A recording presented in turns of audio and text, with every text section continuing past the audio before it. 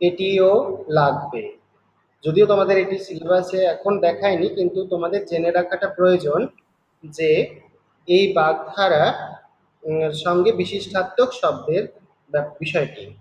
আমি একটু একটু আগের দিন থেকে একটু টেনে নিই। আমি বলেছিলাম যে বাগধারা বলতে আমরা বাক ভঙ্গি বা বাচন ভঙ্গি ইত্যাদি বলতে পারি, অর্থাৎ যেগুলো ইংরেজিতে ইডিয়াম সেগুলোই আমরা বাগধারা হিসেবে বাংলাতে ব্যবহার করছি।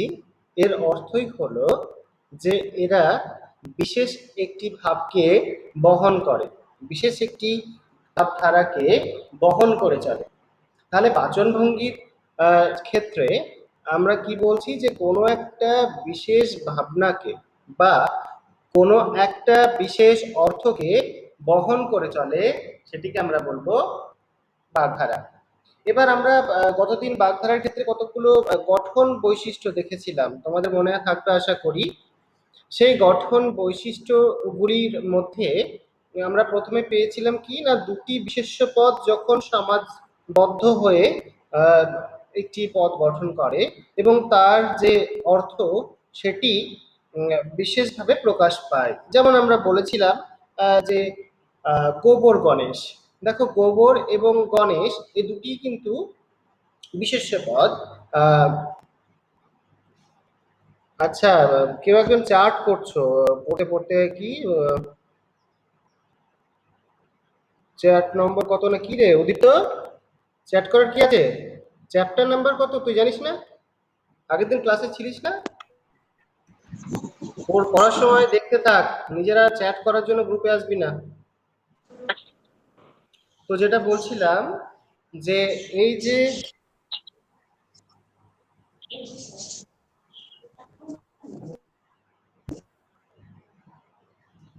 যে আমরা যে অধ্যায়টি পড়ছি, পৃষ্ঠা সংখ্যা 69, সেখানে আমরা এই বাগধারা সম্পর্কিত বিষয় জানছি। তার মধ্যে আমরা গতদিন গঠন বৈশিষ্ট্য এগুলো উল্লেখ করে দিয়েছিলাম, তোমাদের লিখতেও বলে দিয়েছিলাম। তবু আর একবার বলে দিচ্ছি যে দুটি বিশেষ্য পদ যদি, ধরো দুটোই বিশেষ্য হবে, তাহলে মানে বিশেষ্য কি হবে? 1 নম্বর কি বলেছিলাম, দুটি বিশেষ্য পদ কিভাবে সমাজবদ্ধ হবে এবং সেটি একটি বাগধারার নীতিতে গ্রহণ করে চলবে। আমরা এর বৈশিষ্ট্য কি পেয়েছিলাম, গোবর গণেশ।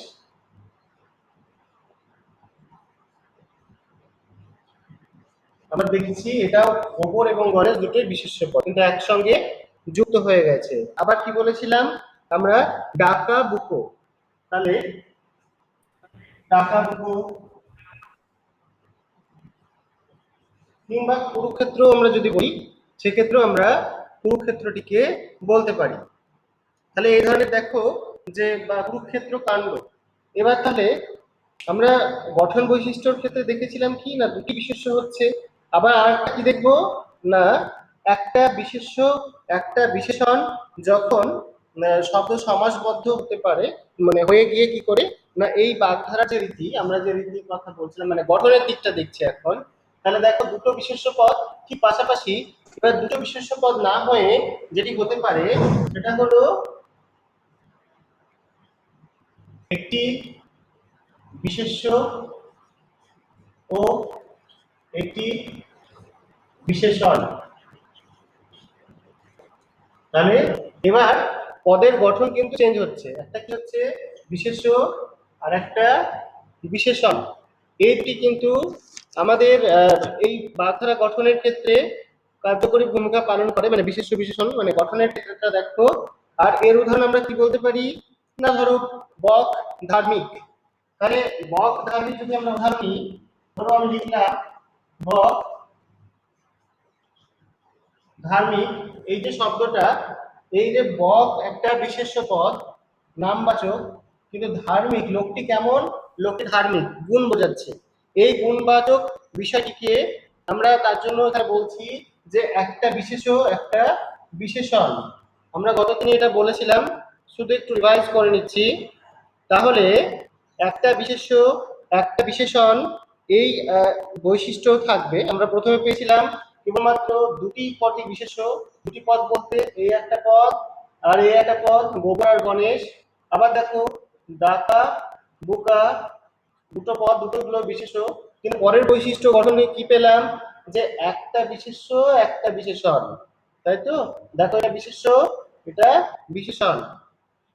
এইভাবে আমাদের বাগধারার গঠন বৈশিষ্ট্য আমরা লক্ষ্য করতে পারি। তবে আরো একটা আছে, যেটি গতদিনও বলেছিলাম, যে এক বা একাধিক বিশেষ্যবাচক, এক বা একাধিক বিশেষবাচক বা বিশেষণবাচক শব্দের সঙ্গে, মানে এই বিশেষণবাচক শব্দের ক্রিয়াবাচক শব্দ যুক্ত হয়ে সম্পূর্ণ বাগধারাটিকে কি করে না, সম্পূর্ণ বাগধারাটিকে ক্রিয়াপদ হিসেবে গণ্য হতে পারে। মানে ধরো একাধিক থাকবে, এক এবং তার অধিক হতে পারে, একও হতে পারে, এটা মুছে নিচ্ছি, আবার একের অধিকও হতে পারে।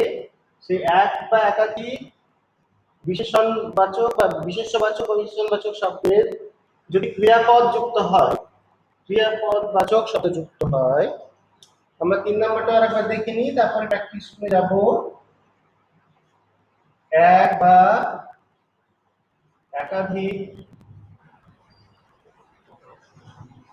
বিশেষ্য, এক বা একাধিক বিশেষ্য বাচক বা বিশেষণবাচক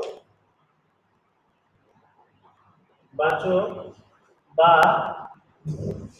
বিশেষণবাচক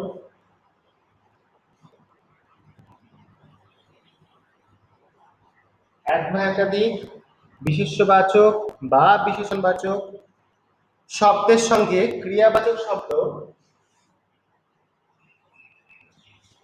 শব্দের সঙ্গে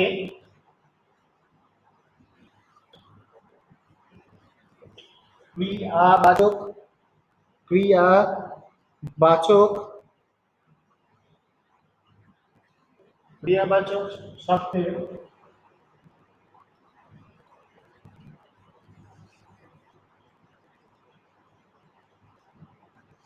তাহলে কি বলছিলাম, আমরা প্রথমে পেয়েছিলাম দুটো বিশেষ, দুটোই বিশেষ্য সমাজবদ্ধ, মানে সমাস শব্দ হয়ে যাচ্ছে একটা, পরের কি পেলাম, একটা বিশেষ্য একটা বিশেষণ, সেগুলি সমাসবদ্ধ হচ্ছে।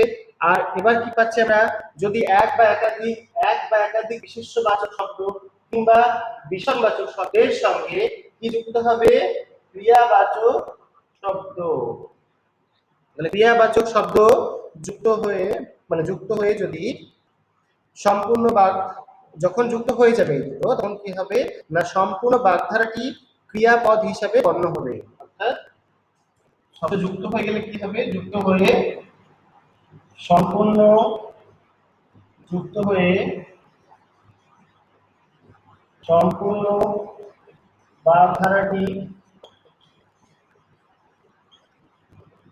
ক্রিয়াপদ হিসেবে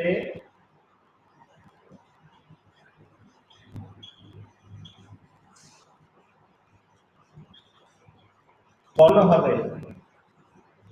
তাহলে বৈশিষ্ট্য থেকে বুঝতে পারছো একটা কথা, যে এখানে আমরা যেটা বারবার বলছি, যে একটা হতে পারে বা একের অধিক হতে পারে বিশেষ্যবাচক শব্দ, মানে যেগুলো বিশেষ বৈশিষ্ট্যকে বহন করে, নাম জাতীয় কিছু এই ধরনের।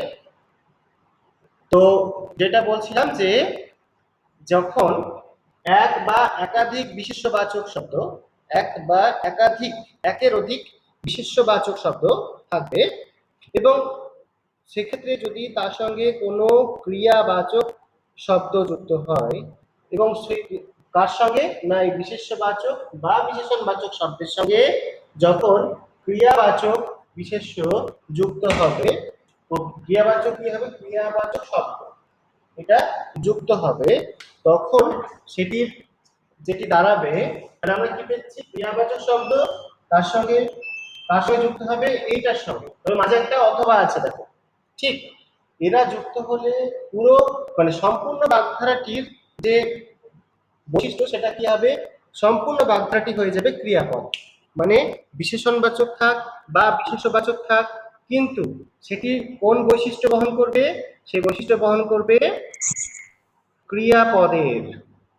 একটা উদাহরণ দেখো তাহলে বুঝতে পারবে। উদাহরণটা ধরো আমি বলছি লাল বাতি জ্বালা, ঠিক আছে, লাল বাতি জ্বালা। আমি এখানে উদাহরণ এখানে লিখছি লাল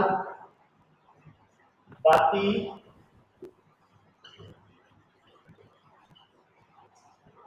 দেখো আমি একটা লিখেছি লাল বাতি জ্বালা। এবার আমাদের বৈশিষ্ট্যের সঙ্গে ম্যাচ করাবো।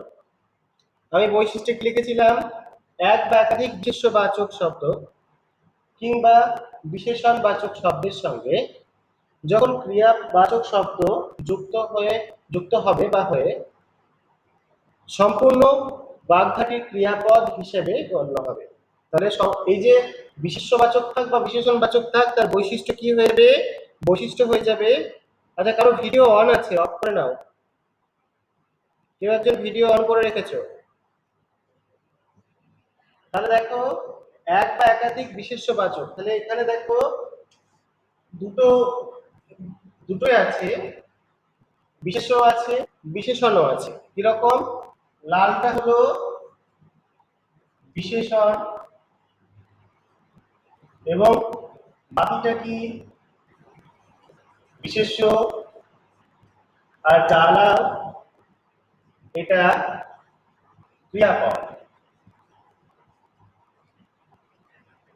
তাহলে দেখো বৈশিষ্ট্য অনুযায়ী আমরা তিনটে জিনিস এখানে পেয়েছি, বিশেষ্য বিশেষণ বিশেষ্য এবং ক্রিয়াপদ।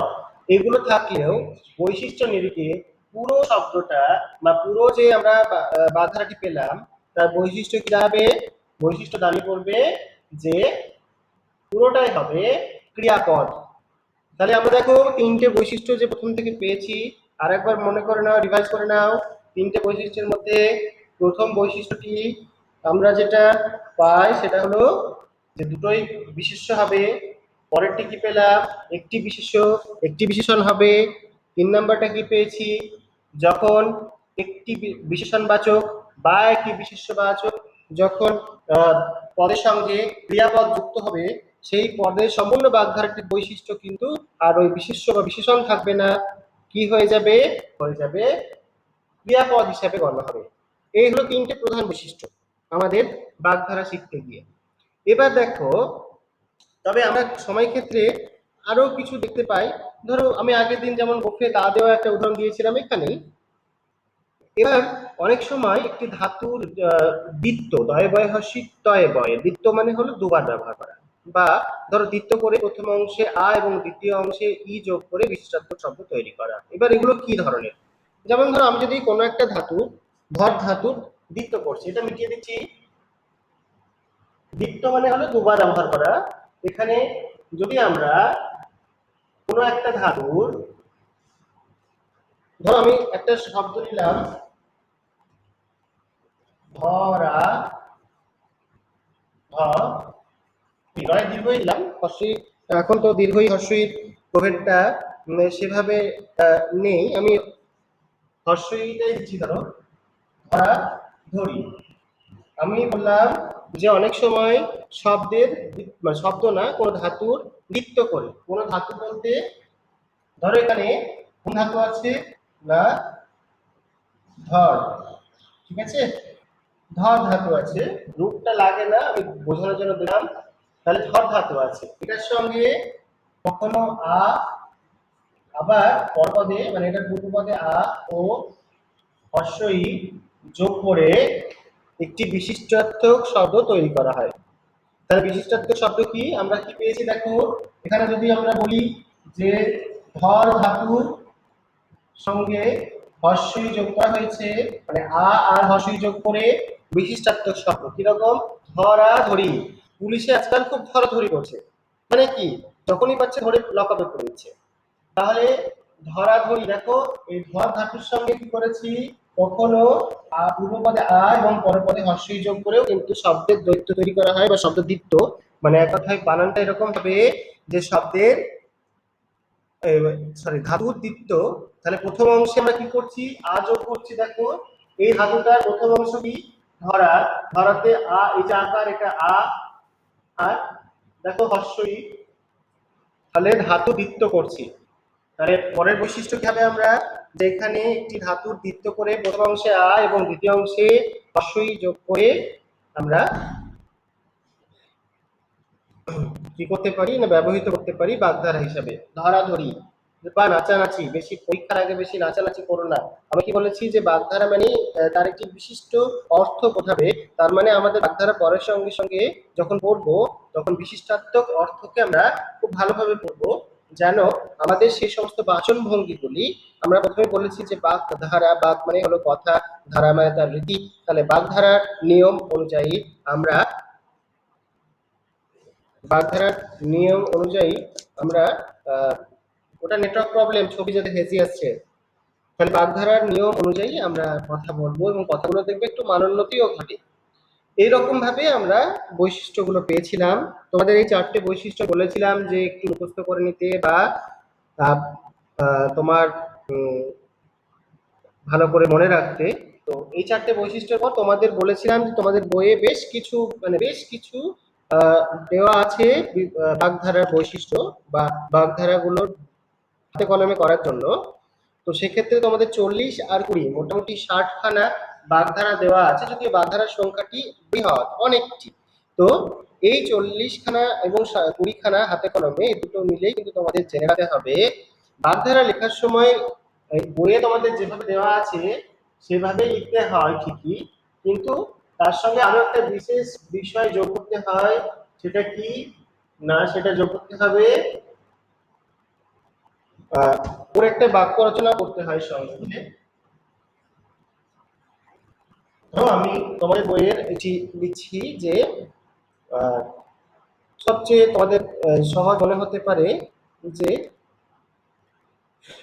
উঠোনে যাওয়া হতে পারে, আকাশে বাঁধা হতে পারে। ধরো আমি একটা উদাহরণ বেছে নিচ্ছি এখান থেকে, 9-6 করা, মানে খুব সহজ হবে। 9-6 করা, 9-6 করা। এখানে দেখো 9-6 করা এর একটা অর্থ আছে। হঠাৎ করে তো 9-6 করলো বা কিছু হলো এরকম তো নয়। 9-6 করা মানে হলো, তো আগে দেখো সাধারণত সিকোয়েন্স অনুযায়ী কি হয়, আগে 6 পরে 9 হয়, কিন্তু এখানে আগে 9 হলো পরে 6 হলো, তাই তো?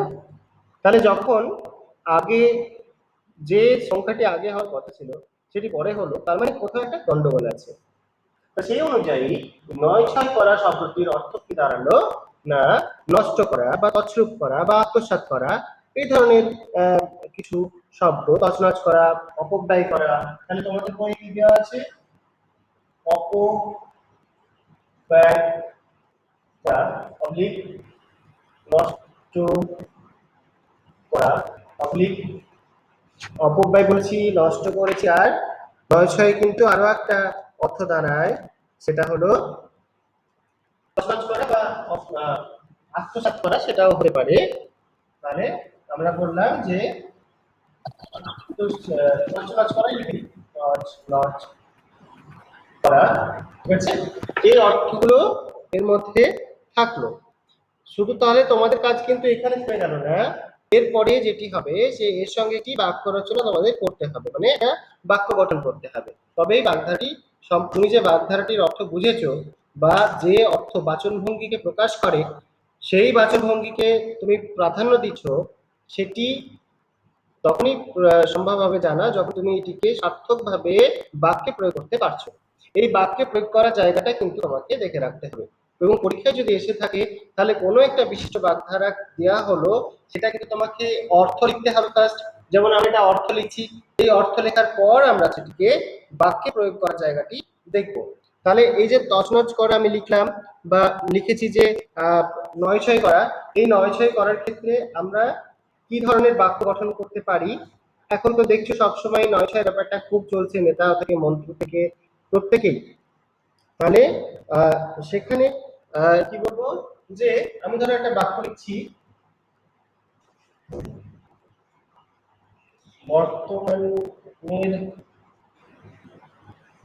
নেতা মন্ত্রীরা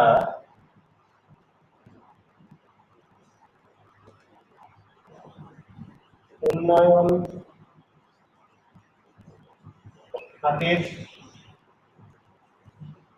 বরাদ্দ অর্থ কেবলই ৯-৬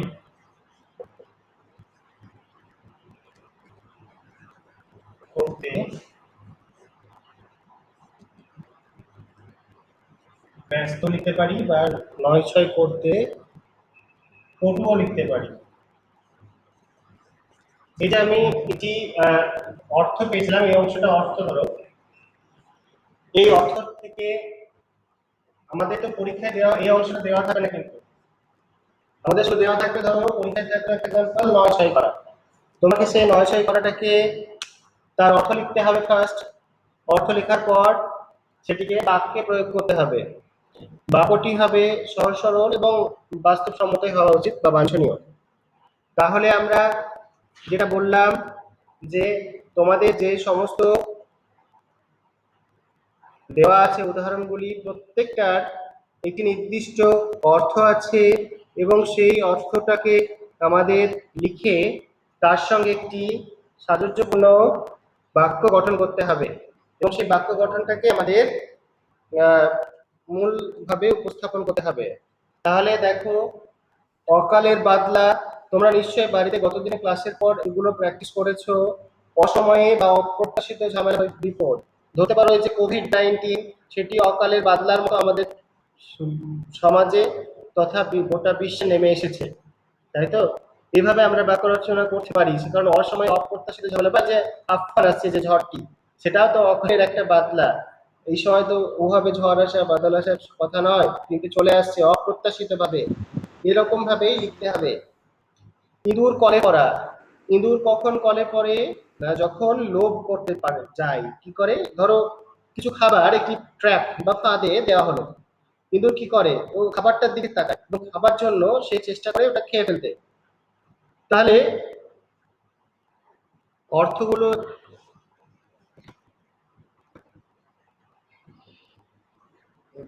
ডক্টরটাকে স্টুডেন্টের নাম নেই কেন, ডক্টর কে? আমি বলে দিচ্ছি, পরীক্ষায়, পরীক্ষা বানানটা পরীক্ষায় কয়েকার অন্তস্থ হয় না। যাই হোক, এই ডক্টরটাকে জানাও, তোমার নাম কি? নামটি লিখো। ডক্টর, তুমি মাইক্রোফোন অন করো।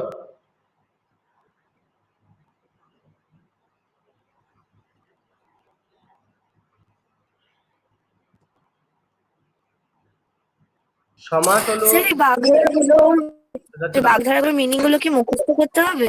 মুখস্থ বলতে অর্থ তো তোমার লাগবেই।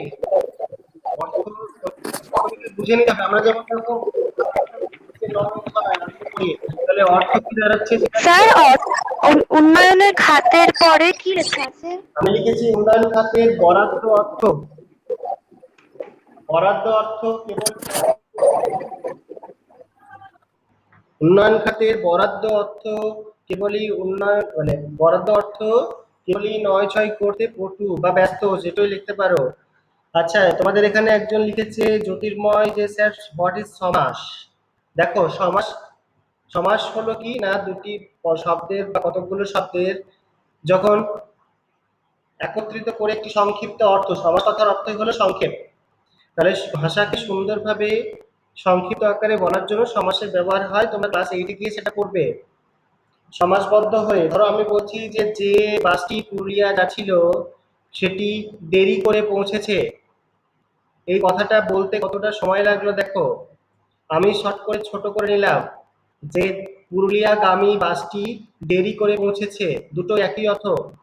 জ্যোতির্ময় বলছি, দেখো আমি প্রথমে বলেছিলাম যে বাসটি পুরুলিয়া যাচ্ছে, সেটি দেরি করে পৌঁছেছে। কথা বলার সময় আমরা কতটা ব্যবহার করছি সময়। আবার আমি একই অর্থ বহনকারী একটি শব্দ লিখছি, পুরুলিয়াগামী বাসটি দেরি করে পৌঁছেছে। শুনতে ভালো লাগছে দ্বিতীয়টি?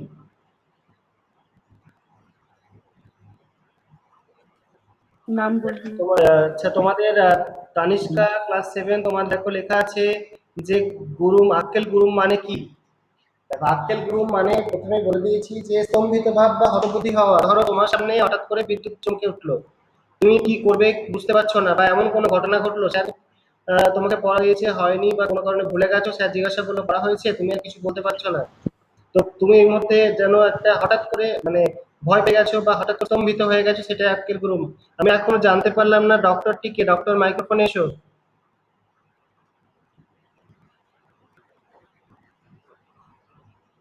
দেখো ইডিয়ামটা তো ইংরাজি যে আমরা ব্যবহারের ক্ষেত্রে করি, সেখানে কি করি, ওখানেও আমরা যেমন বাংলাতে এই নয় ছয় আক্কেল গুণ এভাবে ব্যবহার করছি, ইংরাজিতেও কিন্তু সেই বাচন ভঙ্গি বা বিশেষ কোনো অর্থ বা বিশেষ কোনো ভাবকে বহনকারী বিষয়কে বোঝায়।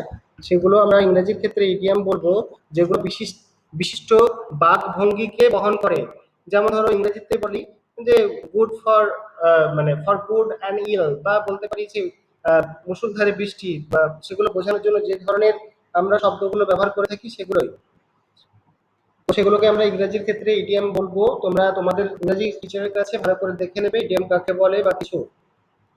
তাহলে আমরা যেগুলো বলছিলাম। স্যার বলছি যে হাতের পাঁচ মানেটা কি? হাতের পাঁচ, দেখো তোমাদের বইয়ে কি লেখা আছে হাতের পাঁচের অর্থ? হাতের পাঁচের অর্থ কি লেখা আছে? শেষ সম্বল। স্যার দেওয়া নেই, ওইটা হাতে কলমে আছে। আচ্ছা, হাতের কলমে গুলো আমি সবগুলো অর্থ বলে দেবো আজকে। আমি হাতে কলমে আসবো, তার আগে তোমরা বলো যে তোমাদের এখানে 40খানি দেখবে অর্থ দেওয়া আছে। এই 40টি অর্থকে তোমরা আগে ভালো করে জেনে নাও।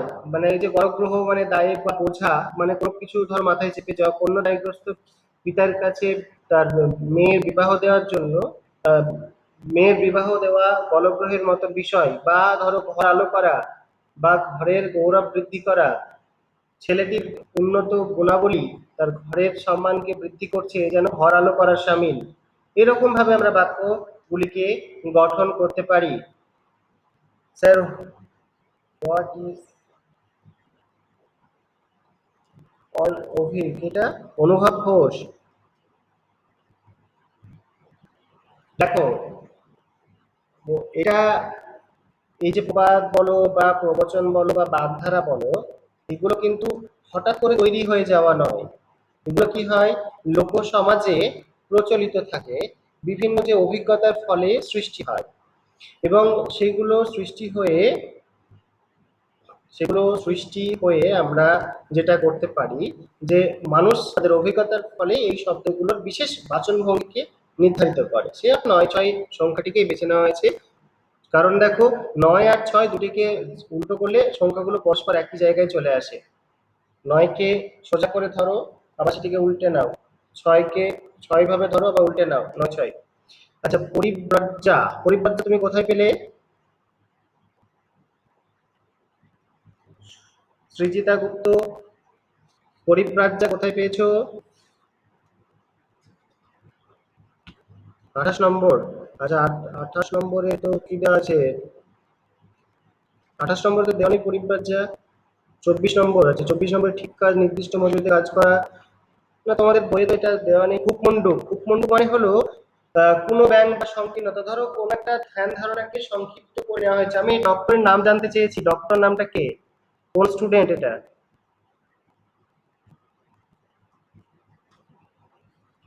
আপনারা নিজেদের বাচ্চাদের নামেই এখানে জয়েন করবেন, কারণ আমরা এভাবে চিনতে অসুবিধা হয় কোন বাচ্চার প্রবলেম। এটা ছদ্মবেশী ধারণ করা হয়ে গেল ডক্টর। চড়ুই পাখি তার মানে হলো খুব অল্প বা অল্প আয়ু, এরকম অর্থে। ঠিক। আমরা তোমাদের এর অর্থগুলো লিখে দিই। স্যার এই চড়ুই পাখির প্রাণ, এটা দিয়ে একটা মেক সেন্টেন্স বলবেন? চড়ুই পাখি প্রাণ দিয়ে ক্ষীণজীবী বা অত্যন্ত দুর্বল লোক।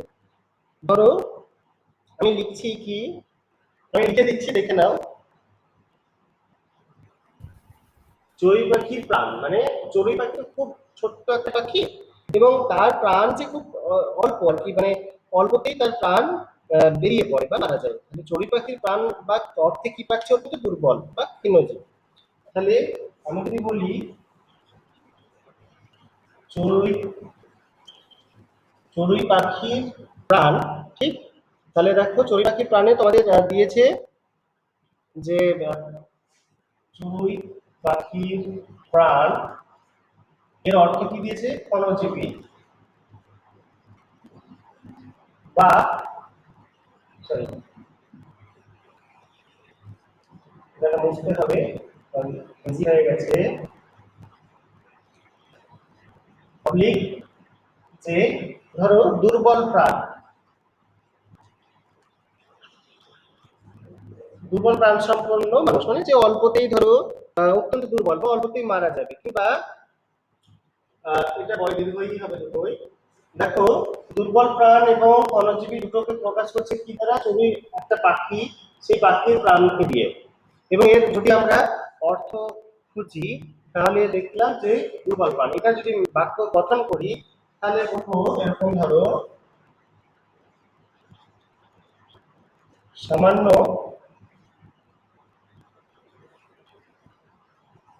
আঘাতেই লোকটি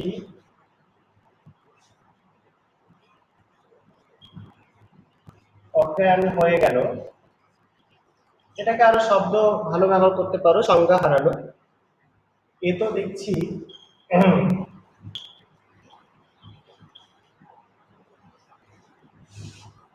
চড়ুই পাখি প্রাণ মশাই।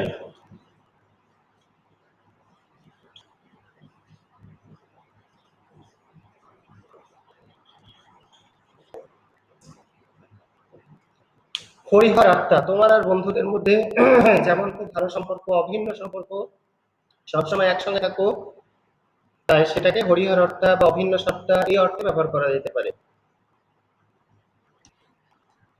ঠিক, অভিন্ন সত্তা সে অর্থে আমরা ব্যবহার করা যেতে পারে। যাই হোক, এরপরে দেখো আমি তোমাদের বইয়ের যে হাতে কলমে প্রতিটি বাগধারা আছে তার অর্থগুলোকে বোর্ডে লিখে দিচ্ছি, তোমরা একটু নোট ডাউন করে নাও। এটা আমি মিটিয়ে ফেলছি। স্যার চড়ুই পাখি প্রাণ কি রে? চড়ুই পাখি প্রাণ রাখে বলা যেতে পারে। আচ্ছা, না চড়ুই পাখির প্রাণ রাখে নয়, চড়ুই পাখির প্রাণ মশাই। এখানে আমরা কি করছি যে এই যে বাগধারাটা, এটা দ্বারাই কিন্তু অর্থটাকে প্রকাশ করছি, মানে বিশেষভাবে বিশেষ বাচন ভঙ্গিকে কাজে লাগাচ্ছি। আমরা যে অল্প আঘাতেই লোকটি অজ্ঞান হয়ে গেল, এটা দেখছি চড়ুই পাখি প্রাণ মশাই মানে খুব ঘন দুর্বল প্রাণ বা ঘনজীবী অর্থ এখানে প্রকাশ করছে না, দুর্বল প্রাণ অর্থটা এখানে প্রকাশ পাচ্ছে। ঠিক, আমরা দেখো হরিহর আত্মা থেকে শুরু করছি, এবার তোমার অর্থগুলো বলে দিচ্ছি। আমরা চলে আসি, হ্যাঁ বলো। স্যার জড়বুদ্ধি মানে কি? কি জড়বুদ্ধি? স্যার ওই যে 21 নম্বরে আছে না? 21 নম্বরে জড়বুদ্ধি আছে। দেখো জড়বুদ্ধি জড় ভরত আছে, মানে জড়বুদ্ধি বলতে এখানে দেখো জ্বর মানে কি, যার আমাদের প্রাণ নেই বা ধরো মানে কি বলা হয় যে স্থির, তাই তো? এবার সেখানে বুদ্ধি শব্দটা ব্যবহার করা হয়েছে ধরো কারো বুদ্ধিতে চিন্তা ভাবনায় কোনো বিশেষ ভাবে আহ, তার মানে ভাব প্রকাশ পায় না। মানে কি বলতে চাইছি, ধরো আমি বলতে চাইছি কোনো জায়গায় ধর বুদ্ধি প্রয়োগ করার প্রয়োজন আছে বা কোনো ধারণাকে তোমার আয়ত্ত করার প্রয়োজন আছে, কিন্তু তোমার মধ্যে ওই সেন্সটা মানে যার কথা বলা হচ্ছে, ধরো আমি বলছি যে একদম জড়ভাবের মতন বসে থাকলে চলবে না, সময়কে কাজে লাগাতে হবে। অর্থাৎ জড়বুদ্ধি হয়ে বসে থাকলে হবে না, সময় উপযোগী ভাবনা করতে হবে। আচ্ছা, একজন লিখেছে কড়াই গন্ডায়, মানে কি কড়াই গন্ডায় মানে একদম বুঝিয়ে নেওয়া, পায় পয়সা সব কিছু বুঝিয়ে নেওয়া। আবার লিখছে একজন ভূতের বেগার, মানে কি ভূতের বেগার মানে হলো বেগার খাটা, ধরো কাউকে পরিশ্রম করছে কিন্তু কোনো আর্ন হচ্ছে না, ইনকাম হচ্ছে না বা কোনো লাভবান হচ্ছে না। একদম ছবি পাঠিয়েছে কি বুঝতে পারলাম না, ছবিটা দেখা যাচ্ছে না এই মুহূর্তে। ভারেমা ভাবানি মানে একদম তোমার কিছুই নেই, অর্থহীন অবস্থা, সেটি হলো ভারেমা ভাবানি। আচ্ছা, ইমেজটা আসছে কিনা দেখে নি, ইমেজটা একজন পাঠিয়েছো, দেখে নি দাও। তবে কে পাঠিয়েছে এটা? অঙ্কিতা রানা। ছবিটা খুলছে না কেন বুঝতে পারছি না। বেশ, অঙ্কিতা রানার ছবিটা পরে দেখছি আমি, কারণ আমাকে ছবিটা একটু ভিউ করছি কিন্তু দেখাচ্ছে না। যাই হোক, আমরা চলে আসি তোমাদের যে প্রতিটি বাগধারা যেগুলো আছে পরীক্ষা দেখো হাতে কলমে আছে তোমাদের বইয়ে, শুধুমাত্র বাগধারাটাকে উল্লেখ করেছে, এটাই হবে তোমাদের পরীক্ষা, এভাবেই থাকবে। ঠিক, তো স্যার বলো, মানে আরেকবার বলো, বুঝতে পারলাম না, আরেকবার বলো। জড়ভরত। জড়ভরত তো বললাম, জড়ভরত মানে হলো দেখো একদম ধরো স্তব্ধ বুদ্ধি, মানে জড় মানে কি, থেমে থাকা, স্থির, তাই তো? তাহলে এখানে কি বলছি, যে জড়তাগ্রস্ত লোক বা জড় বুদ্ধি সম্পন্ন লোক। এবার জড়তাগ্রস্ত মনে হলো ধরো আমি এখানে দাঁড়িয়ে আছি, কোনো আমি তোমাদের কোনো অ্যান্সার দিতে পারছি না, বা কি সিদ্ধান্ত নেওয়া উচিত আমি নিতে পারছি না, সময় উপযোগী সিদ্ধান্ত তখন নিতে পারবো না, তখন আমরা বলতে পারি যে জড়তা। এর একটা পৌরাণিক ব্যাখ্যা আছে, সেগুলো এখন যাচ্ছি না। আচ্ছা দেখো, কড়াই গন্ডায় একদম কিছু বাক্য রচনা করতে হবে, কড়াই গন্ডা দিয়ে, কড়াই গন্ডা মানে হলো টাইটেলটা বুঝিয়ে নেওয়া। রিতেশ রমেশের কাছে তার পাওনা কড়াই গন্ডায় লিখে নিল। আচ্ছা, অনেকবার মাইক অন আছে, মাইকটা অফ করে নাও। স্যার রাঘব বোয়েল মানে কি? রাঘব মানে হলো, আচ্ছা ইমেজ, কি ব্যাপার, পড়া চার্টের ক্ষেত্রে একটা ইমেজ এসছে দেখলাম, কার এটা ইমেজ? তোমরা কি চার্ট পড়ার সময় ইমেজ দিচ্ছ? কানুজের ছবি হচ্ছে, এই ছবিগুলো এখানে কেন? এই ছবিগুলো এখানে কেন? তোমাদের এটা পড়ার জন্য বুকগুলো খোলা হয়েছে, তোমাদের ছবি পাঠানোর জন্য নয়। যাই হোক, কাগজ বল বলে দিচ্ছি, তার আগে দেখে নাও তোমাদের যে কুড়িখানা আছে, প্রথমে আছে হরিহর আত্মার, মনে নাও, হরিহর আত্মা। হরিহর আত্মার অর্থ কি দাঁড়াবে? না এক প্রাণ বা অতিশয় বন্ধুত্ব, দুটোই হবে। এক প্রাণ, স্যার এক প্রাণ। হ্যাঁ, মানে তোমার আর তোমার বন্ধুর যে সম্পর্ক, হরি আর হর একসঙ্গে থাকতো, তাই এখানেও হরিহর বা এক প্রাণ বা অতিশয় বন্ধুত্ব বলতে পারি, অতিশয় বন্ধুত্ব। আরো একটা অর্থ, অতিশয় বন্ধুত্ব। স্যার বলো, কে বলছো, নাম বলো। কৌলিক বলছিলাম। হ্যাঁ, যারা প্রশ্ন করবে নাম বলে প্রশ্ন করবে, বলো। বলছি স্যার হরিহর আত্মাটা এক মন এক প্রাণ হবে না? এক মন এক প্রাণ, শুধু এক প্রাণ, সবগুলোই হবে, ঠিক। Okay sir. ওকে। নাম্বার 2 দেখো, শিরে সংক্রান্তি আছে, শিরে সংক্রান্তি, শিরে সংক্রান্তি। শির মানে মাথা, বুঝতে পারছো, তাই তো? শির মানে মাথা, মানে মাথা, সংক্রান্তি অর্থে বিপদ বোঝাচ্ছে, তার মানে আমরা এর অর্থ কি লিখতে পারি? আসন্ন বিপদ।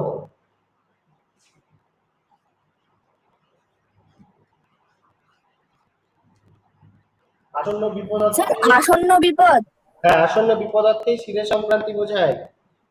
আমরা এগুলো আহ, তোমাদের যে যে অর্থগুলো লিখে দিচ্ছি, সে অর্থগুলো কিন্তু নিয়ে বাক্য রচনা করতে হবে। নাম্বার 3 দেখো, নাম্বার 3-এ আছে হাতের পাঁচ।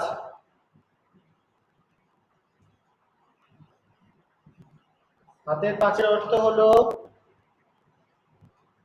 আগে যেগুলো দেখাচ্ছি সেগুলো দেখে নাও, পরে বলছি। হাতের পাঁচ হলো শেষ ভরসা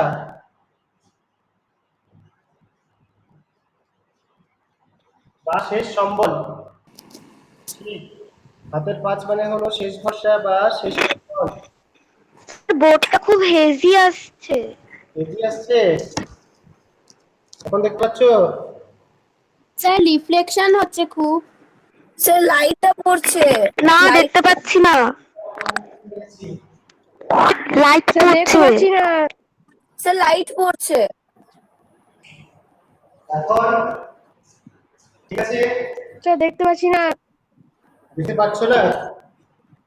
স্যার ওই যে স্যার কাছে দেখা কাছে যাচ্ছে রিফ্লেকশন না। হচ্ছে। এখন এখন স্যার স্যার আরো দেখতে পাচ্ছি। স্যার পেয়েছি। বেশ, স্যার দেখতে পাচ্ছি। পাচ্ছি। বেশ, এবার লিখে নাও, তোমরা মাইক গুলো অফ করে নাও, কথা বলতে সুবিধা হবে। দেখো হাতে পাঁচ শেষ ভরসা বলেছি, এবার আছে দেখো 4 নম্বরে মুনি নাঞ্চ মতিভ্রম। 4 নম্বরে আছে দেখো মুনি নাঞ্চ,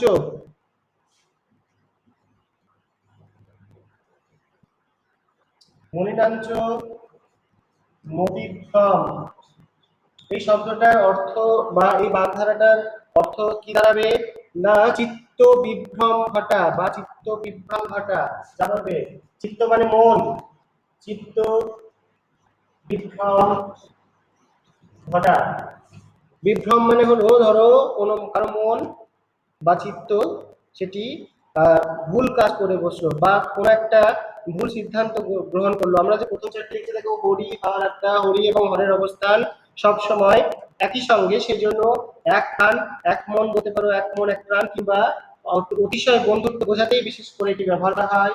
চিরে সংক্রান্তি 2 নম্বরে আছে চিরে সংক্রান্তি, সেটির অর্থ আসন্ন বিপদ অর্থে বা সামনে যদি কোনো বিপদ থাকে সেটিকে আমরা বলতে পারি।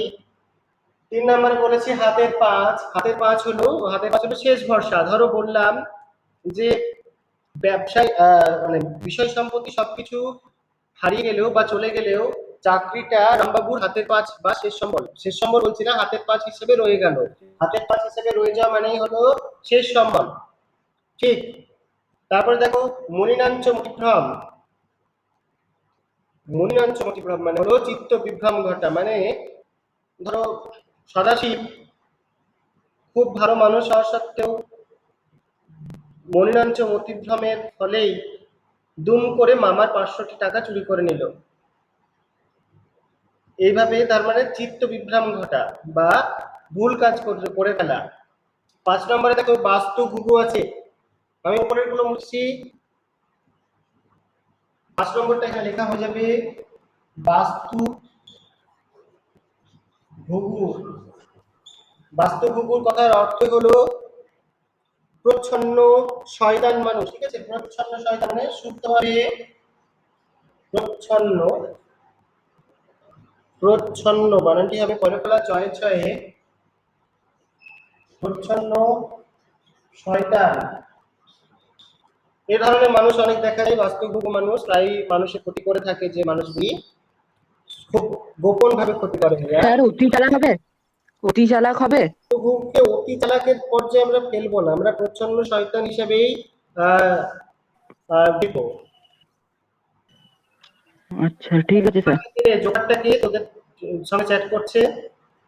যারা যারা এভাবে চ্যাট করবে তাদের আমি বলবো যে ব্লক করে দেওয়া হবে। নিজের নামে যদি না আসো, স্টুডেন্টদের যখন মিটিং এ জয়েন করবে প্রত্যেকে নিজের নাম হ্যালো স্যার। স্যার 8 মিনিট আমাকে স্যার বলছি বলতে দাও আমাকে। প্রত্যেকটি স্টুডেন্টকে বলা হচ্ছে তোমাদের নিজেদের নামে জয়েন করবে, জোকার ছাগল গরু ওইভাবে আসবে না। নিজে নাম নেই, যারা ক্লাস করবে নেক্সট দিন থেকে আমার ক্লাসে যদি নিজের নামে না আসো আমি ব্লক করে দেবো, তোমাদের ক্লাস করতে দেবো না। আমি ডক্টর নামে একজনকে বারবার বললাম, নাম কি সে বলেনি, এখন দেখি জোকার উঠছে একজন। বেশ, আমার কথাগুলো শুনে নাও, টাইম বেশি নেই, অন্য ক্লাস আরম্ভ হবে। কালকে কালকে করোনা বলে একজন এসেছিল। ওটাই তো বললাম, যদি নিজের নামে না আসো পরের দিন থেকে যারা নিজের নামে থাকবে না তাদেরকে আমি বাতিল করে দেবো। পরেরটা দেখে নাও। আমরা লাস্ট কি করলাম? বাস্তুভুকু।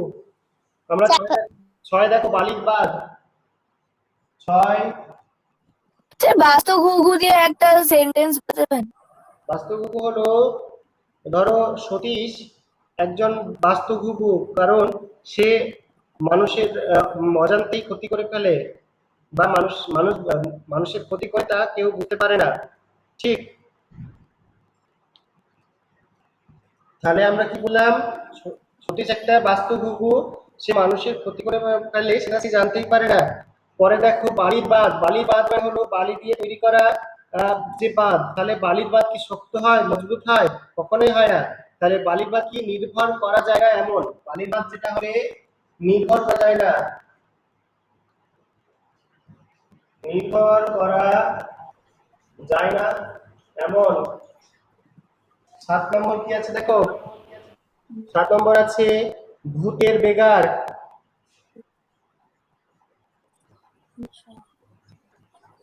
ভূতের বেগার মানে হলো, ধরো অনর্থক পরিশ্রম করছে কেউ, বা যে পরিশ্রম করার ফলে কোনো কাজ হবে না বা কোনো কিছু অর্জন হবে না, বেকার খেটে যাওয়া আর কি, সেটা কি বলছে? অনর্থক পরিশ্রম বা অনর্থক পরিশ্রম করা। আমার টাইম হয়ে গেছে, এবারে সুজন স্যার। অনর্থক পরিশ্রম, অনর্থক পরিশ্রম করা। 8 নম্বর দেখো, বিনা মেঘে বজ্রপাত।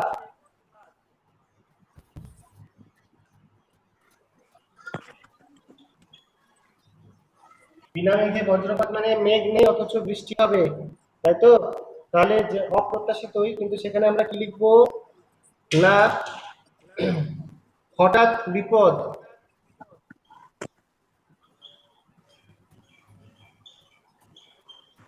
হঠাৎ বিপদ বলতে পারি। 9 নম্বরে কি আছে? 9 নম্বরে আছে ভস্মে ঘি ঢালা। ভস্ম কথার অর্থ হলো ছাই। ছায়ে ঘি ঢাললে কি আগুন লাগবে? লাগবে না।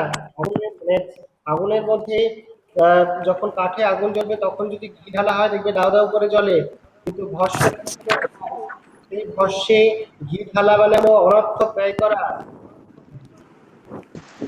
স্যার স্যার বলো। বিনা মেঘে বজ্র হঠাৎ বিপদ, হঠাৎ বিপদ আসবে। স্যার ভস্যের ঘি ঢালাটা এটা হবে মানে সময় ব্যয় করা। এটা স্যার বিনা মেঘে বিনা মেঘে অকারণে সময় ব্যয় করা। না, অকারণে সময় স্যার বালির বাঁধ এটা মানেটা কি লিখেছেন? বালির বারটা লিখেছিলাম আমি, যে নির্ভর করা যায় না এমন, যেটাকে নির্ভর করা যায় না। স্যার বলো। স্যার বিনা মেঘের বজ্রপাতটা ধকালের বাদলা হতে পারে। দেখো ওগুলো পরস্পর কাছাকাছি তো, এবং কাছাকাছি মানে অসময়ে বলতে পারো, তবে আমরা হঠাৎ বিপদ যদি বলি তাহলে বেশি প্রযোজ্য হবে। তবে এগুলো কাছাকাছি, যেমন ধরো আসন্ন বিপদ বা বিনা মেঘে বজ্রপাতটা কিন্তু আসন্ন বিপদ, মানে ওটা শীতের সংক্রান্তি, মানে বিপদ আসছে দেখতে পাচ্ছ। আর এখানে হঠাৎ করে যখন বিনা মেঘে বজ্রপাত হলো, তুমি বিপদটা জানো না, হঠাৎ করে হয়ে গেল। একটু পার্থক্য আছে, দেখে নাও, হালকা সূক্ষ্ম পার্থক্য আছে।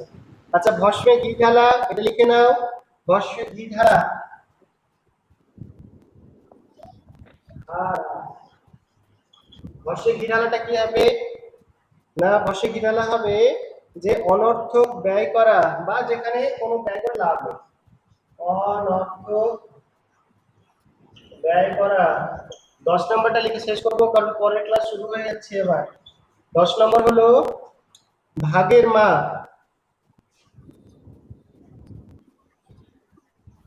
ভাগের মাপ মানে বুঝতে পারছো, ভাগাভাগি করে যে কাজগুলো হয় সেগুলো কোনদিন পরিপূর্ণতা লাভ করে না বা সম্পূর্ণতা লাভ করে না। তাই আমরা কি করব, এটা অর্থটি অনেকটি বড় হবে। পুরো দায়িত্ব একার না হয়ে, ধরো আমি লিখে দিচ্ছি, পুরো